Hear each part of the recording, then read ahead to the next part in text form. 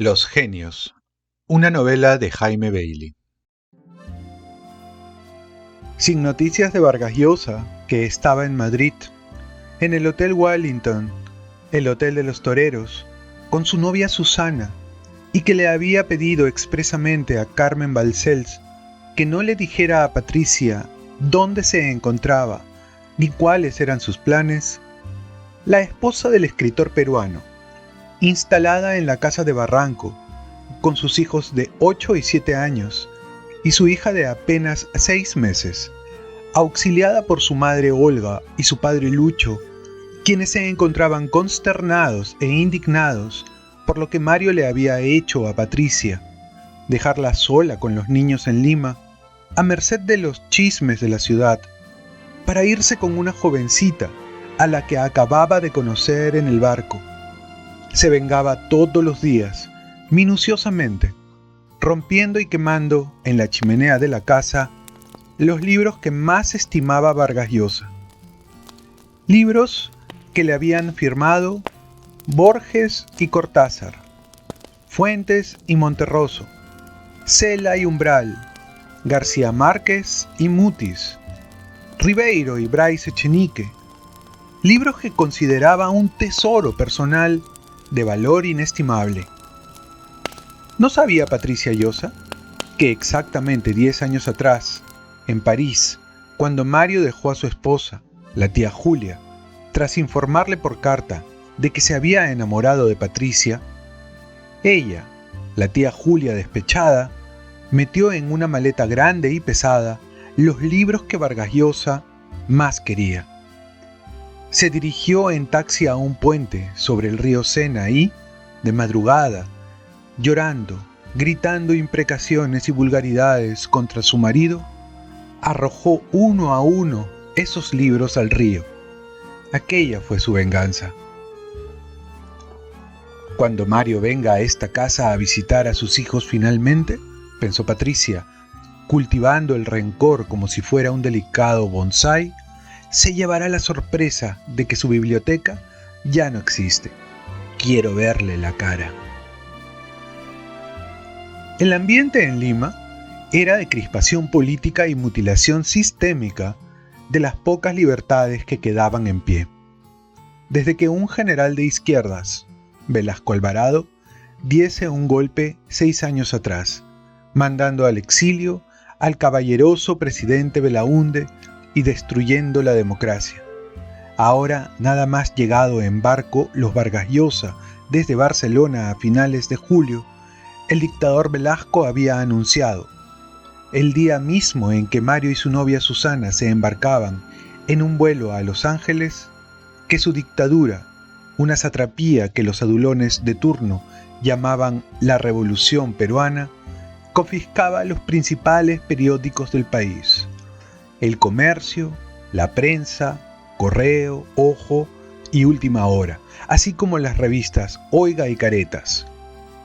Desde Los Ángeles y Nueva York, Vargas Llosa, que había apoyado el golpe del general Velasco y respaldado sus atropellos a la propiedad privada, como la reforma agraria que despojó de sus haciendas a los empresarios del campo, no aplaudió en esta ocasión que su amigo, el dictador Velasco, diese un zarpazo contra la libertad de prensa, copando a los diarios y revistas independientes de periodistas serviles y escribidores amaestrados, subordinándolos al capricho de su dictadura, aunque Mario continuó diciendo que era partidario de aquella tiranía.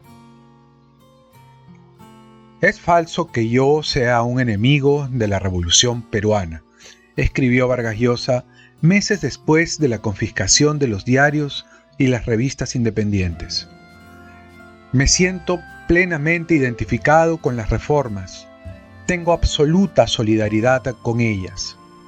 Sin embargo, antes había matizado: es una lástima que la revolución, que se ha mostrado audaz e imaginativa en el dominio de las reformas económicas y sociales, buscando soluciones propias para nuestros problemas, sea incapaz de consentir la discrepancia y la crítica.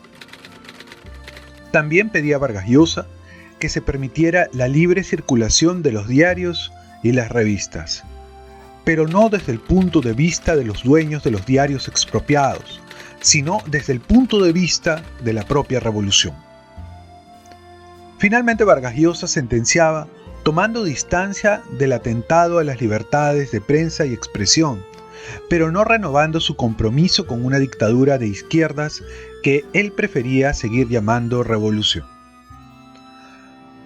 Con la misma claridad con que he declarado mi apoyo a la reforma agraria, a la política antiimperialista, a la ley de propiedad social y a otras medidas progresistas del régimen, quiero dejar constancia de mi absoluto desacuerdo con los síntomas de autoritarismo creciente que se manifiestan en lo que respecta a la libertad de expresión.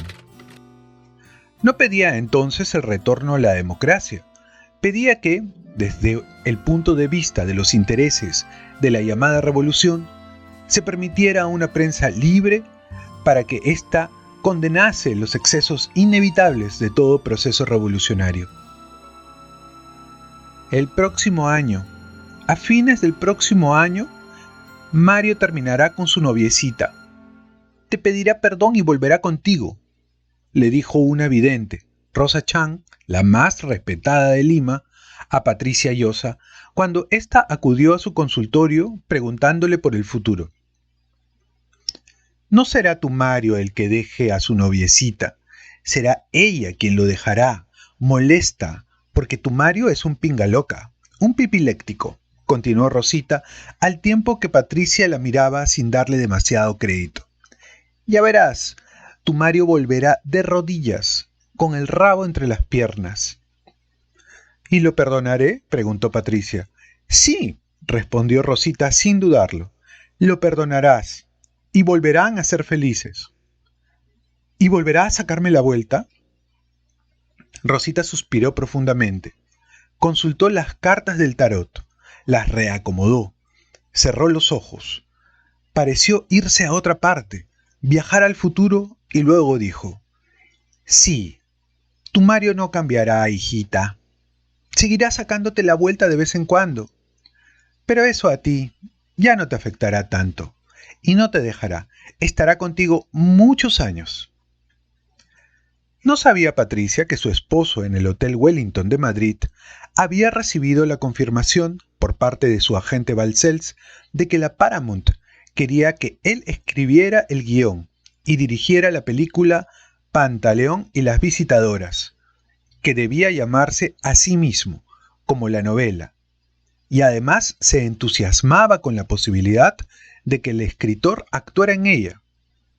No sabía Patricia que Mario, en Madrid, encerrado en su habitación del Wellington, avanzaba en la escritura de ese guión, obsesionado con una idea que avivaba las fiebres de su imaginación. El personaje de la brasileña debía interpretarlo una actriz peruana, Camucha Negrete, de 30 años, a la que encontraba sumamente atractiva.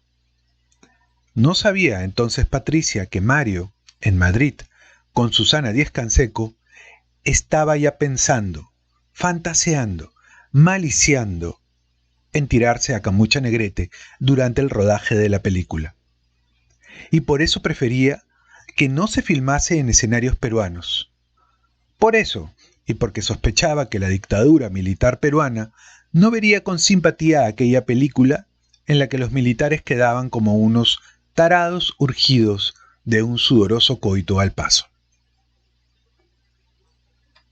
Una tarde, para distraer a los niños, Patricia Llosa dejó a su pequeña hija al cuidado de su madre Olga en la casa de Barranco y acudió con Álvaro y Gonzalo, siempre inquietos, aficionados a los libros y al fútbol a tan precoz edad, a la casa de Clementina Bryce Echenique, hermana mayor del escritor Alfredo Bryce Echenique, casada con el periodista Francisco Igartua, descendiente de vascos, dueño y director de la revista Oiga, quien, pocas semanas después de que fuese confiscada su revista, había sido deportado a México. El mismo Francisco Igartua, que 2 años después de afincarse en la capital mexicana, desterrado por la dictadura peruana, fuese testigo, en un salón privado de un cine mexicano, del puñetazo que Vargas Llosa le dio a García Márquez. Clementina, su esposa, se había quedado un tiempo en Lima, cuidando a sus hijos Maite y Esteban, esperando a que en diciembre concluyesen el año escolar, para entonces llevarlos a México a reunirse con Francisco Igartua, y de paso cuidando a los perros y los gatos que Clementina y Francisco tenían en aquella casa en los suburbios de Lima, con amplios jardines, geranios coloridos, bungabilias y árboles de eucalipto. Los perros eran un Doberman, un Rottweiler y un dogo argentino blanco, pues Igartua temía a los matones de la dictadura y se sentía más seguro con esos perros bravos, adiestrados para morder a los intrusos, y los gatos eran 4, sin contar al desterrado Igartua, que a veces parecía un gato gordo, con poncho y sombrero. Cuando Patricia y sus 2 hijos llegaron a la casa de Clementina, fue Alfredo Bryce, para su sorpresa, quien les abrió y dio la bienvenida, chispeante, risueño, borracho a las 3 de la tarde, bebiendo un vodka tras otro, fumando un cigarrillo tras otro, contando chistes, anécdotas, chismecillos venenosos, mínimas historias humorísticas con una gracia singular que hacía reír a su hermana Clementina y a Patricia, mientras los niños, Álvaro y Gonzalo, jugaban con Maite y Esteban. Sin que los mayores lo advirtieran, Esteban Igartua Bryce corrió al cuarto de sus padres. Sacó una revista que se encontraba debajo de la cama, la dobló sigilosamente y volvió donde su hermana y los niños Vargas Llosa. Luego, procurando que su madre Clementina y su tío Alfredo no se diesen cuenta, lo que no resultó demasiado arduo porque ambos se encontraban felizmente beodos, no así Patricia, que no tomaba alcohol durante el día, Esteban les mostró un ejemplar de una revista con fotos de hombres desnudos que mostraban sus grandes falos erguidos. Los niños Vargas Llosa, que nunca habían visto una revista de hombres desnudos, enmudecieron. Afiebrado, colorado, de pronto poseído por una lujuria prematura, Álvaro, a quien le decían Alvarito y a quien García Márquez llamaba el gran caballero inglés, se abrió los pantalones cortos, se bajó los calzoncillos y le dijo a Maite: «Mira mi pichula parada». Decían que Álvaro había nacido en Lima con una poderosa erección, señal de buena fortuna, augurio de gran prosperidad. Maite dio un respingo mientras Esteban y Gonzalo reían a carcajadas. «¿Te gusta mi pichula parada?», preguntó Álvaro. Entonces Maite lanzó un alarido seguido de risotadas y convulsiones. Y Álvaro, fogoso, se lanzó sobre ella como si quisiera tirársela. Así de precoz y bandido era el mayor de los Vargas Llosa. Y enseguida, uno de los perros, el dogo argentino blanco, creyó que la niña Maite estaba en peligro y corrió hacia el lugar de los hechos y dio un mordisco certero y brutal entre las piernas de Álvaro, en su colgajo viril, en su bolsa testicular, arrancándole un testículo. «¡No!», rugió Álvaro, retorciéndose de dolor. «Mi pichula no». Pero ya era tarde. El dogo argentino le había arrancado un testículo, dejando al niño con la entrepierna ensangrentada, mientras los adultos se acercaban a toda prisa y contemplaban la escena espantados. «¿Qué te han hecho, mi amor?», gritó Patricia, y se puso de rodillas y abrazó a su hijo, mientras los niños lloraban, aterrados, y los perros ladraban, todos a la vez, sobreexcitados. «¡Busquen el huevo!», gritó Alfredo Bryce. «Hay que encontrar el huevo de Alvarito». Luego el escritor empezó a seguir las huellas del dogo argentino, tratando de encontrar el testículo cercenado, amputado de un mordisco feroz. «Imposible, tío», dijo Maite. «Ya el perro se comió el huevo de Alvarito».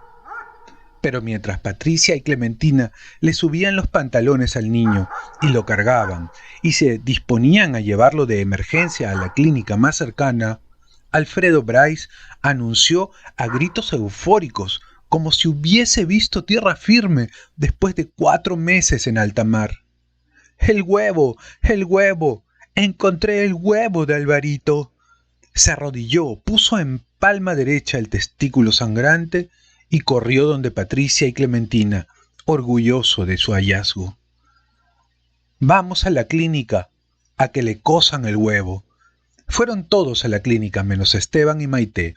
Esteban corrió a esconder la revista pornográfica debajo de la cama de sus padres. Se sentía culpable de la desgracia. En la clínica, los médicos, enterados de que se trataba del hijo mayor del gran escritor Vargas Llosa, lo durmieron enseguida con abundantes dosis de morfina, y en una intervención lenta y compleja lograron restituirle el testículo arrancado por el perro. «Cuánto me alegro», dijo Alfredo Bryce Echenique, borracho y riéndose, a pesar de todo. «Mi sobrino Alvarito no será hombre de un solo huevo». «Cállate, Alfredo», lo reprendió su hermana Clementina. «No es broma», dijo Bryce. «Hitler, Napoleón y Franco fueron hombres de un solo huevo».